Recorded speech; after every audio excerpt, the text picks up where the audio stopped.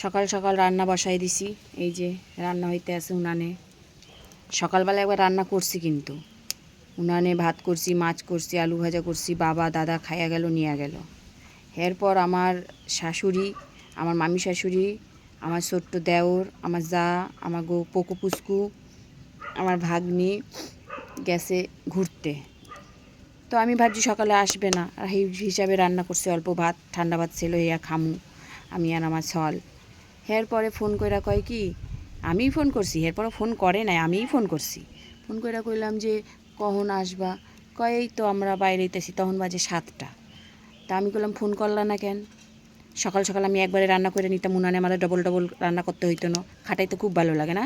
এমনি তো ঝগড়া বাদে, তোমরা তো জানোই। এরপরে ছুতা পাইয়া গেছি, দিলাম ফোনের উপরেই দিলাম কিছু ঝাইগা।